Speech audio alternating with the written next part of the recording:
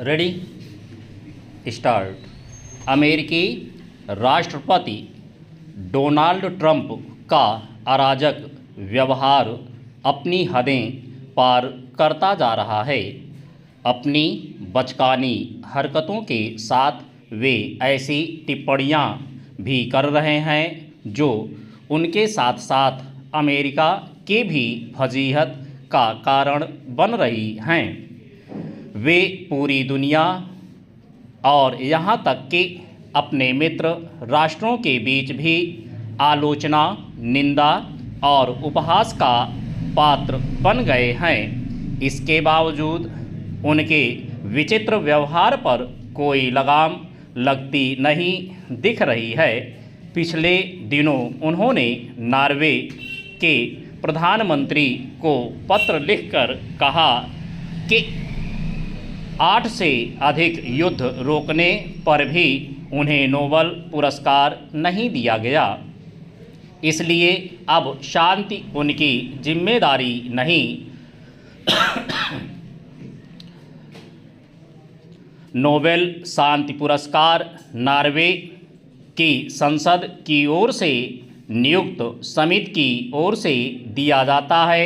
इसका यह मतलब नहीं कि नॉर्वे सरकार जिसे चाहे उसे यह पुरस्कार दे दे, लेकिन भला ट्रंप को इस सब से क्या मतलब? वे नोबेल शांति पुरस्कार पाने के पहले भी अधिकारी नहीं थे और वेनेजुएला पर हमला करके उसके राष्ट्रपति का अपहरण करने के बाद तो वे इस पुरस्कार के लिए पूरी तौर पर अयोग्य हो गए हैं।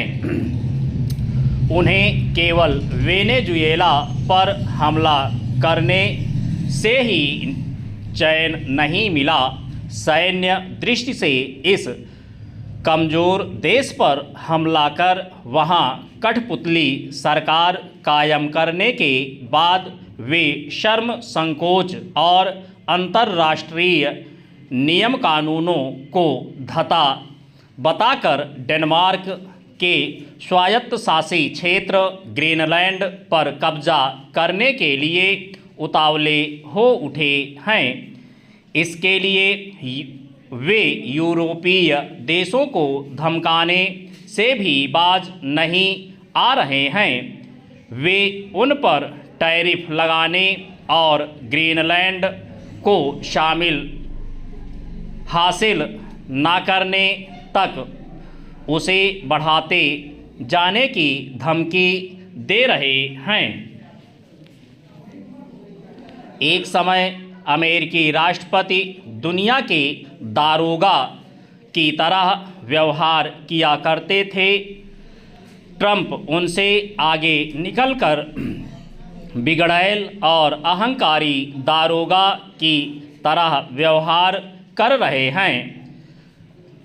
गत दिवस उन्होंने अपने कक्ष की एक फ़ोटो जारी की, जिसकी दीवार पर लगे मानचित्र में वेनेजुएला और ग्रीनलैंड के साथ कनाडा को भी अमेरिकी क्षेत्र में दिखाया गया। इसे छिछलेपन की पराकाष्ठा ही कहा जाएगा। पिछले दिनों उन्होंने फ़लस्तीनी क्षेत्र गाज़ा के लिए एक योजना पेश की।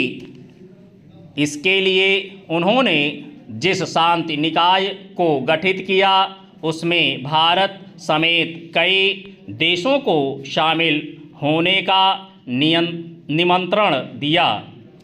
जब फ्रांसीसी राष्ट्रपति ने इसका सदस्य बनने से इनकार किया तो उन्होंने फ्रांस से आयात होने वाली वाइन और शैंपेन पर 200% टैरिफ लगाने की धमकी दे दी।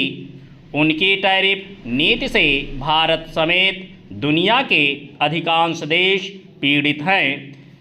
अब जब यह स्पष्ट है कि ट्रंप की मनमानी थमने वाली नहीं, तब फिर विश्व के प्रमुख राष्ट्रों के लिए यह आवश्यक हो जाता है।